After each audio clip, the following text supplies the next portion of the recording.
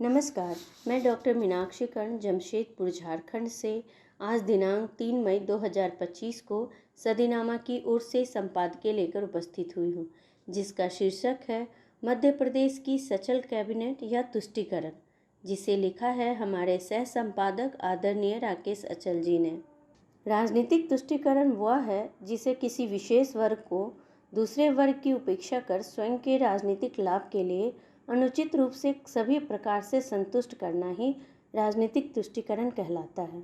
इसी को लेकर हमारे संपादक महोदय जी ने मध्य प्रदेश की सचल कैबिनेट या तुष्टीकरण लेख लिखा है। तो देखते हैं आगे अचल जी ने क्या लिखा है। प्रस्तुत है आज का संपादकीय लेख। मध्य प्रदेश में शायद सब कुछ ठीक चल रहा है, यानी अमन है, चैन है। तभी तो मध्य प्रदेश सरकार की कैबिनेट बैठक इस बार भोपाल के बजाय इंदौर में आयोजित की गई है।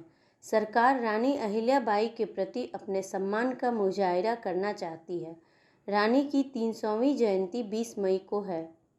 भोपाल से बाहर मंत्रिमंडल की बैठकों की रिवायत नई नहीं है। राजा महाराजा, नवाब और अंग्रेज ये शौक फरमाते रहे हैं। चुनी हुई लोकतांत्रिक सरकारों ने भी इस रिवायत को छोड़ा नहीं है। ग्वालियर रियासत में राजधानी गर्मियों में ग्वालियर से हटकर शिवपुरी ले जाई जाती थी। भोपाल वाले पंचमढ़ी की शरण लेते थे। इस तरह सचल कैबिनेट के तमाम किस्से हैं। लेकिन मोहन यादव सरकार की कैबिनेट बैठक इंदौर में होना अलग बात है। बैठकें राजधानी भोपाल में हो या बाहर कोई खास फर्क नहीं पड़ता। थोड़ा बहुत वित्तीय बोझ पड़ता है तो सुशासन के नाम पर उसे झेलना जनता की जिम्मेदारी है। सवाल ये है कि रानी अहिल्याबाई के सम्मान की फिक्र अचानक क्यों करने लगी सरकार। कल को ग्वालियर वाले महाराज कहेंगे कि बैजाबाई के सम्मान में बैठक ग्वालियर करो तो जाना पड़ेगा। परसों रानी दुर्गावती के सम्मान का मुद्दा खड़ा हो सकता है, लेकिन भविष्य की फिक्र कौन करता है। सबको आज की फिक्र है। आज रानी अहिल्याबाई होलकर की 300वीं जयंती का मामला है। कैबिनेट का स्थान समय बदलने से कैबिनेट का चरित्र नहीं बदल सकता। कैबिनेट सामंतों के सम्मान में जो करे सो काम है, क्योंकि आज भी सत्ता की मानसिकता पर होलकरों और सिंधियाओं का असर है। सामंतवाद का नशा उतरने में बहुत वक्त लेता है। फिर यदि सामंत सत्ता प्रतिष्ठान का अभिन्न अंग हो तो इस विषय पर बहस ही बेमानी है। मैं किसी का दिल नहीं दुखाना चाहता, किसी के सम्मान में गुस्ताखी नहीं करना चाहता हूँ, किंतु जानता हूँ कि सूबे के वजीरे आला खुद 31 दिन में से कितने दिन सचिवालय में अपने कार्यालय में बैठे। माननीय डॉक्टर मोहन यादव का पांव भोपाल में टिकता ही कहाँ है। वे सबसे ज़्यादा सचल मुख्यमंत्री हैं।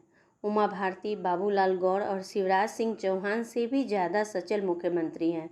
उनका एक पांव हेलीकॉप्टर में तो दूसरा हवाई जहाज में रहता है। खबर है कि यह बैठक इंदौर के ऐतिहासिक और पुरातात्विक महत्व के राजबाड़ा परिसर में होगी। सुशासन और सांस्कृतिक पुनर्जागरण की प्रतीक देवी अहिल्याबाई के सम्मान में यह बैठक मुख्यमंत्री डॉक्टर मोहन यादव की मंशा के अनुरूप आयोजित की जा रही है। बैठक की प्रशासनिक तैयारियां प्रारंभ हो गई है। कलेक्टर आशीष सिंह सब काम छोड़कर कैबिनेट बैठक की तैयारियों में लगे हैं।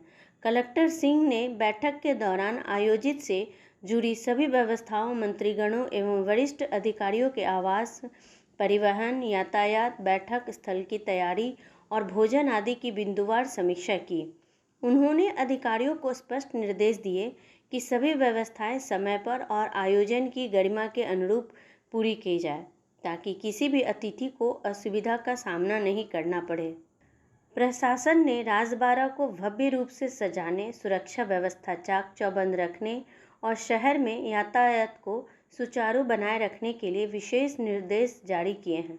यह आयोजन न केवल देवी अहिल्याबाई के योगदान को श्रद्धांजलि है, बल्कि इंदौर के सांस्कृतिक गौरव को भी रेखांकित करेगा। मैं इस बैठक के रत्ती भर खिलाफ नहीं हूँ, क्योंकि मुझे पता है कि बीन कहाँ बजानी चाहिए और कहाँ नहीं। इस बैठक से इंदौर का, अहिल्याबाई का कुछ भला हो तो ज़रूर हो, लेकिन सूबे के दूसरे क्षेत्रों की उपेक्षा भी नहीं की जानी चाहिए। विकास समेकित हो। बैठक भले ही आप श्रीनगर में कर लीजिए, कोई फर्क नहीं पड़ने वाला। पिछले 16 महीने में प्रशासन के कामकाज पर अभी तक डॉक्टर मोहन यादव की छाप नज़र नहीं आ रही। उनकी पुलिस का इकबाल खत्म हो रहा है। पुलिस थाने में पिट रही है। पुलिस की कमिश्नर प्रणाली से चल रहे भोपाल और इंदौर में लव जिहाद चल रहा है, किंतु कहीं कोई हलचल नहीं है। विकास की दौड़ में हर मुख्यमंत्री इंदौर पर दांव लगाता आया है। कांग्रेस के राज में भी यही दशा थी, भाजपा के राज में भी यही सब चल रहा है।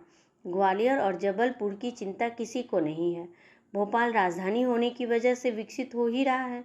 इंदौर में कैबिनेट की बैठक का खर्च इंदौर से थोड़े ही वसूला किया जाएगा, ये तो हमारी आपकी जेब से ही वसूल किया जाएगा। 20 मई के बाद देखते हैं कि क्या गुल खिलता है। हमारी शुभकामनाएं। तो ये था हमारा आज का संपादकीय। कल फिर लौटूंगी नए विषय नए संपादकीय के साथ। तब तक के लिए मैं विदा लेती हूँ। नमस्कार।